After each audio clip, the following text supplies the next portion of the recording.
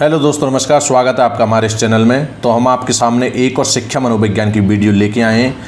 ये जो वीडियो होने वाली है शारीरिक विकास से होने वाली है। शारीरिक विकास एक शिक्षा मनोविज्ञान के अंदर चैप्टर है, तो उससे रिलेटेड ये वीडियो होने वाली है। अगर शारीरिक विकास से कोई भी क्वेश्चन आपसे आपके एग्जाम में पूछा जाएगा, लैब असिस्टेंट के एग्जाम में, तो जो मैं 20 क्वेश्चन लेके आया हूँ आपके सामने, उनसे बाहर नहीं जाएगा। तो ये वीडियो पूरी देखें, कहीं से स्किप ना करें। अगर आप स्किप करोगे, कहीं से आगे बढ़ा दोगे, तो फिर आपका क्वेश्चन छूट जाएगा। हो सकता है कि आप जहाँ से स्किप करें वही क्वेश्चन अगर आपके एग्ज़ाम में आ गया तो आपको दिक्कत हो सकती है। तो कहीं से स्किप ना करें। 10-15 मिनट की वीडियो होती है हमारी, तो बहुत ही छोटी होती है। अगर एक बार में समझ में ना आए तो दोबारा देखें इस वीडियो को, अगर 2 बार में समझ में ना आए तो 3 बार देखें, लेकिन देखें ज़रूर, क्योंकि आपका ही फ़ायदा होने वाला है। और हम हर तरीके के क्वेश्चन लेके आ रहे हैं, हर टॉपिक वाइज क्वेश्चन लेके आ रहे हैं। जैसे ये टॉपिक वाइज क्वेश्चन ख़त्म होंगे तो हम मैराथन वाली वीडियो लेके आएंगे। बहुत बड़ी वीडियो होगी, वो 100-150 क्वेश्चन की होगी। यहाँ स्टार्टिंग में 50 क्वेश्चन कराएंगे, फिर उसके बाद 100 या 200 क्वेश्चन वाली वीडियो लेके आएंगे। उसमें हर तरीके के क्वेश्चन डालेंगे, जिससे कि आपको परेशानी ना हो एग्जाम के अंदर।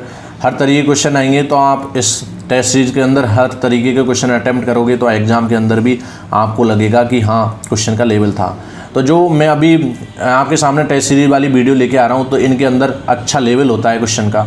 जैसे कि रीट के अंदर, RPSC first grade, second grade, school व्याख्याता के अंदर जो क्वेश्चन पूछे जाते हैं वही मैं आपके सामने लेके आ रहा हूँ। शारीरिक विकास ये चैप्टर है, तो इसके अंदर जो भी क्वेश्चन बनते हैं वो मैं आपके सामने लेके आया हूँ। आप कहीं से वीडियो को स्किप ना करें, एंड तक देखें। अगर आपकी कोई भी क्वारी जो आपका कोई भी क्वेश्चन हो तो टेलीग्राम पर आ सकते हैं। मैं टेलीग्राम का लिंक डिस्क्रिप्शन में दे दूंगा, वहाँ से आप ज्वाइन हो सकते हो। तो चलिए वीडियो को स्टार्ट करते हैं। तो पहला क्वेश्चन है कि शारीरिक विकास के पक्ष में शामिल है। शारीरिक विकास के पक्ष में क्या शामिल है? स्नायुमंडल, तंत्रिका तंत्र, अंतःस्रावी ग्रंथियाँ, ये सभी शारीरिक विकास के पक्ष में क्या शामिल है? तो ये सभी इसका करेक्ट आंसर हो जाएगा। स्नायुमंडल भी है, तंत्रिका तंत्र भी है, अंतःस्रावी ग्रंथियाँ भी है शारीरिक विकास के पक्ष में।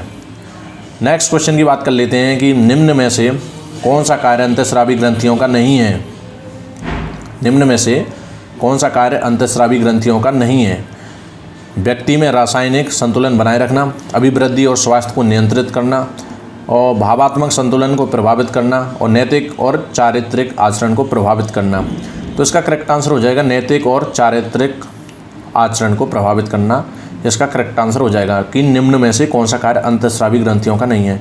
अंतःस्रावी ग्रंथियों का ये कार्य नहीं है कि नैतिक और चारित्रिक आचरण को प्रभावित करना। बाकी व्यक्ति में रासायनिक संतुलन बनाए रखना, अभिवृद्धि और स्वास्थ्य को नियंत्रित करना, और भावात्मक संतुलन को प्रभावित करना, ये तीनों अंतःस्रावी ग्रंथियों के कार्य हैं, लेकिन ये डी ऑप्शन वाला नहीं है। आई होप ये सारे क्वेश्चन आपको समझ में आ रहे होंगे। और नेक्स्ट क्वेश्चन की हम बात कर लेते हैं कि अंतःस्रावी ग्रंथियाँ हैं। अंतःस्रावी ग्रंथियाँ कौन कौन सी है? कि एड्रिनल ग्रंथि, पीयूष ग्रंथि, थायराइड ग्रंथि और उक्त सभी। तो इसका करेक्ट आंसर आप सभी को बताना है, तो इसका करेक्ट आंसर हो जाएगा उक्त सभी। एड्रिनल ग्रंथि भी अंतःस्रावी ग्रंथि है, पीयूष ग्रंथि जिसको पिट्यूटरी ग्लैंड बोलते हैं, और थायराइड ग्लैंड यानी थायराइड ग्रंथि, ये भी अंतःस्रावी ग्रंथियाँ हैं। तो उपरोक्त सभी इसका करेक्ट आंसर हो जाएगा। और नेक्स्ट क्वेश्चन की हम बात कर लेते हैं, शारीरिक विकास का मूल्यांकन किसके माध्यम से किया जाता है? अधिगम, कार्यक्षमता, समायोजन, बुद्धि। तो इसका करेक्ट आंसर कार्यक्षमता हो जाएगा। कार्यक्षमता। शारीरिक विकास का मूल्यांकन किसके माध्यम से किया जाता है? तो कार्यक्षमता के माध्यम से शारीरिक विकास का मूल्यांकन किया जाता है।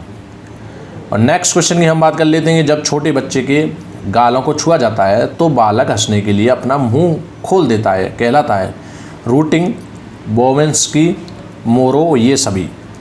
तो इसका करेक्ट आंसर आप सभी को बताना है, तो इसका करेक्ट आंसर हो जाएगा रूटिंग।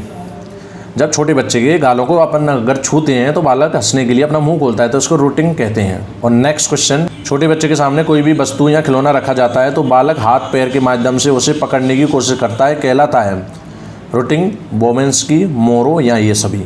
तो इसका करेक्ट आंसर हो जाएगा मोरो।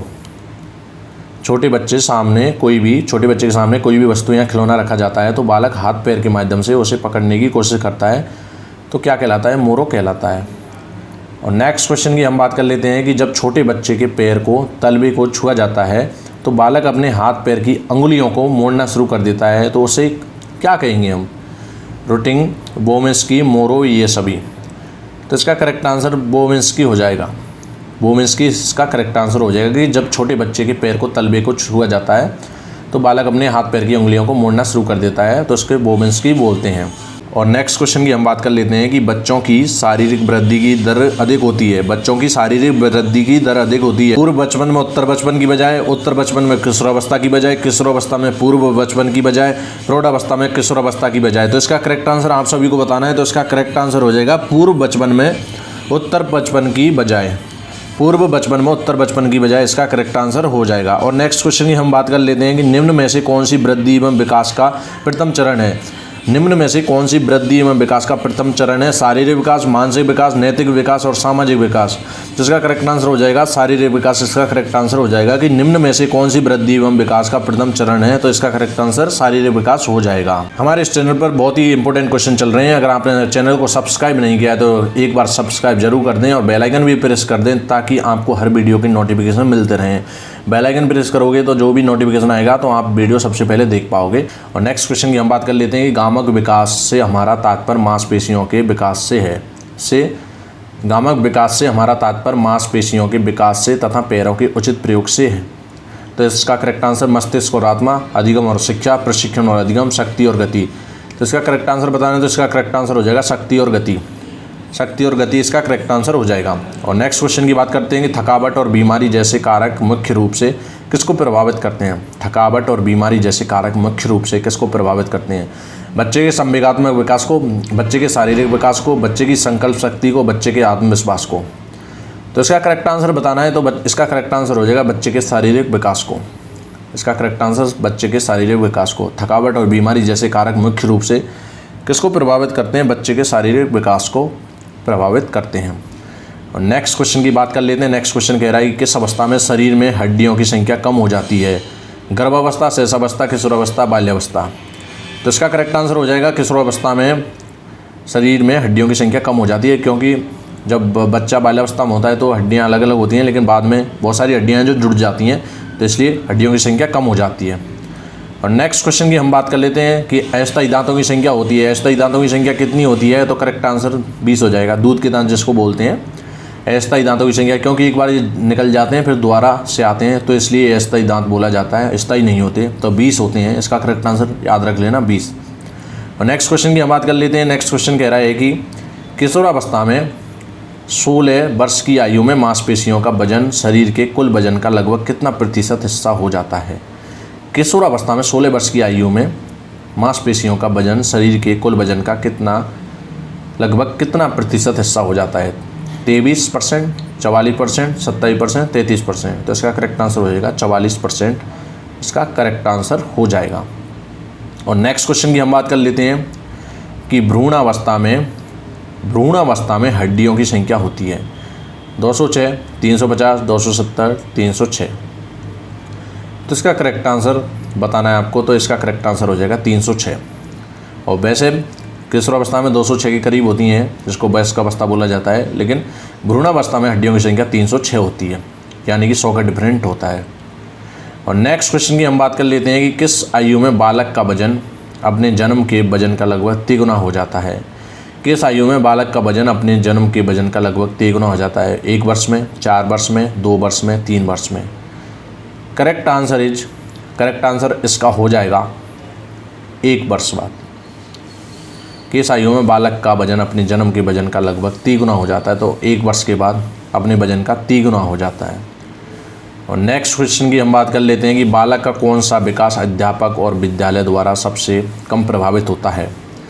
बालक का कौन सा विकास अध्यापक और विद्यालय द्वारा सबसे कम प्रभावित होता है। शारीरिक विकास, मानसिक विकास, संवेगात्मक विकास, सामाजिक विकास। तो इसका करेक्ट आंसर आप सभी को बताना है। तो इसका करेक्ट आंसर हो जाएगा शारीरिक विकास। कि बालक का कौन सा विकास अध्यापक और विद्यालय द्वारा सबसे कम प्रभावित होता है। तो शारीरिक विकास।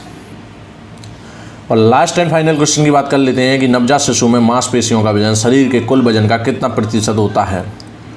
तो इसका करेक्ट आंसर हो जाएगा 23%। नवजात शिशु में मांसपेशियों का वजन शरीर के कुल वजन का कितना प्रतिशत होता है। तो 23%। तो ये थे गाइज करीब 18 क्वेश्चन, और बहुत ही इंपॉर्टेंट हैं आपके एग्जाम के नज़रिए से देखा जाए तो।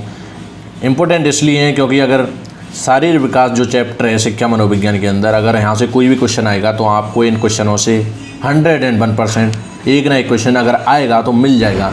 तो इसलिए वीडियो को अगर एक बार समझ में ना आए तो दोबारा देखें। मैं इसलिए बार बार कहता हूँ कि दो बार में समझ में आए तो 3 बार देखें, लेकिन देखें ज़रूर। अगर आपने पुरानी वीडियो नहीं देखी है तो एक बार जाके ज़रूर देखें, क्योंकि आपका ही फ़ायदा होने वाला है। अगर आप पुरानी वीडियो सारी देख लोगे तो आपकी एक तो थ्योरी बेसिस क्वेश्चन है, जो थ्योरेटिकल क्वेश्चन है, तो उससे थ्योरी कंप्लीट हो जाएगी, और बाद में जो टेस्ट सीरीज वाले क्वेश्चन चल रहे हैं तो इससे टेस्ट सीरीज आपकी एकदम से मजबूत हो जाएगी, और आप अच्छे क्वेश्चन के लेवल हैं, अच्छे क्वेश्चन का जो लेवल है उसको आप सॉल्व कर पाओगे, तो आपको एग्ज़ाम में परेशानी नहीं आएगी।